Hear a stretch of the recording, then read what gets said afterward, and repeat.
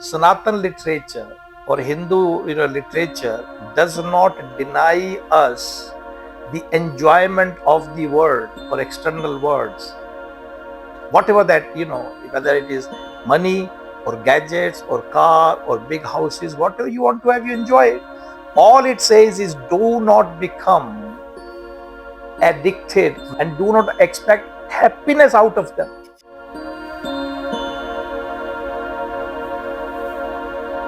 In Hindu teachings, can one overcome life full of anxiety, confusion, and pain? And the supplementary question is, does Gita or Upanishad offer practical steps for escaping suffering and finding clarity? So, simple answer is yes. Yes, it has. It is basically designed, the teachings of Gita or Upanishad or Sanatan literature is fundamentally designed to give us a life full of sense of completeness, contentment, and anand, which is permanent happiness. That's what it is designed for. Does it have practical skill? Yes, it has. So the answer is, can Hinduism or Hindu teachings help me, recover or overcome my life, which is full of confusion, anxieties? Yes, it can. And short answer is, only if you are keen and committed to realize your real personality. So long as you and I continue a life which is based on ignorance and we believe that I am the body, I am the mind, and I am the intellect. So long as I continue a life believing that I am the body, our anxiety, confusion, and pain will be part of this understanding. And I'll continue to experience them.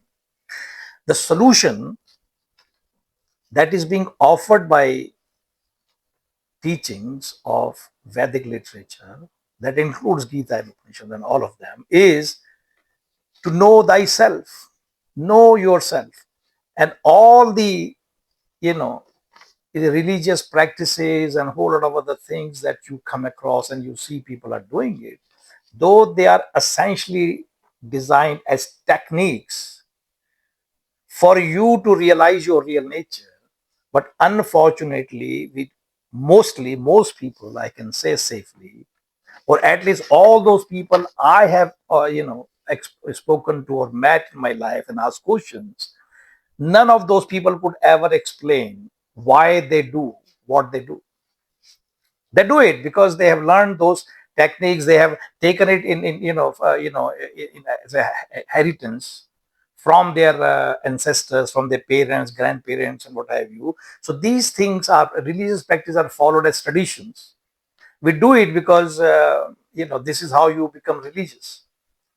But if doing all those things that we do, and if we continue to experience what you asked me, continue to experience anxiety, confusion, and pain in your life, we should stop and ask the question that all these techniques that I apply or have been practicing, why are they not being effective the way they should be effective? Because this is what they prescribe to do. But it is because not only that we are ignorant about who we are, but our practices are also based on ignorance, and they're mindless. We just do it. So idea is, the simple question is, what Gita and Upanishad is asking us to do, it's not asking us to kind of give up life. As I said in my previous talks, material life that we are living right now and the spiritual life that Gita and Upanishad recommend and prescribe, we think they are two different tracks. Either you could be religious or spiritual, or you could pursue a life of your career and make money and have materialistic life. So this is what is a common understanding. And we think religious and spiritual activities are for the retired, or to be undertaken when I have nothing better to do towards the other end of life when I'm retired, and I have no responsibility, social or family responsibility, when I have plenty of time, then I will pursue uh, spirituality or religious practices. That's what we do. But fact of the matter is, they must be understood and practiced as two sides of the same coin. A spiritual life without material prosperity is a wasteful activity. Materialistic life devoid of spiritual dimension to it is a painful existence. So one without the other is not recommended. So what people understand, you see, I mean, if people understand what they understand in terms of, if you say you have to do sadhana, you have to do practice, people automatically believe, oh, you have to give up everything you are doing. And then you leave family and society and have to go into jungles or go and reside in a cave and do your contemplation there. Well, that's a wrong idea. That has never been recommended. What is recommended is not to give up family and society, but give up my attachment and give up my expectation from family and society to make me happy. You live in family, you fulfill your family responsibilities and your society and community responsibility, your responsibility towards your nation, your duty towards you have to continue to fulfill them. But how do you do to the best of your ability? Those skills and abilities are provided to us through spiritual knowledge. So both have to go in tandem, both have to go together, because spiritual life will make materialistic life fulfilling and enjoyable. And success in material life will prove your worth of spiritual awareness, spiritual enlightenment that you have. So it has to be together, it cannot be separated. A lot of people do, they separate it. So they're chasing after, materialistic life, materialistic goal, earning money, buying things, chasing after things, after things, after things, and the life ends, you know. And then once you have damaged and destroyed your life, and then you open a book, what is the point? It's like, we are so careful when we buy a gadget, a latest gadget. For example, I don't know, let us say, a smart television you bought, 70, 80 inch, whatever it is. It's got a lot of features. It's got, Bluetooth connected with your mobile phone, and a whole lot of other features that it has, because you have never used it. So all wise users of television will do something which is very, it's not even intelligent, it's a common sense, that you install the television on your wall, and before you switch it on, you open the book and you read it. You read the manual, you understand what are the features of this television, how I can make best use of it, and how I can configure it so that I can enjoy this equipment. Very simple, very common sense. And fact also remains, even despite being careful, if you end up damaging or destroying your television, you can go out and buy a new one. It's just a matter of spending some more money on it. But at least you have a possibility that you can buy a new television, and this time do it properly and do it systematically. So you have that possibility with the equipment which you can buy with the money. But this equipment called Sharir Manabuddhi, it is allotted only for one time. And I don't know how many lives I have worked to achieve this life, human life. And how this life works and how this life functions, I'm not serious at all. I don't even want to know how does it work. So what I do, oh, I will read it, read Gita when I'm retired. Well, you can read Gita when you're retired, but point is, your faculties are comparatively much weaker than, your mind is full of anxiety and stress already for last 60, 70 years. So those faculties are not at their best.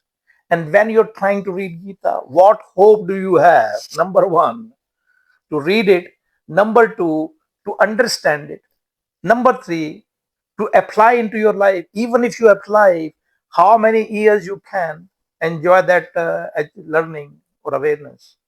Well, even if it is a day, some people say it's wiser, but don't you think it makes sense that you should read this manual of life called Gita or any other, text, Upanishad or anything, whatever that may be, whatever helps you to understand this one time allocated equipment called Sharir Mana Buddhi and understand how it works.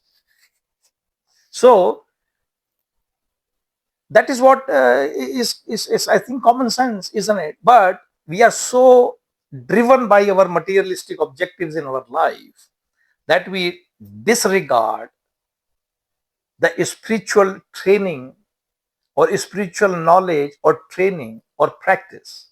While it should run simultaneously, in my view, if you want to make best use of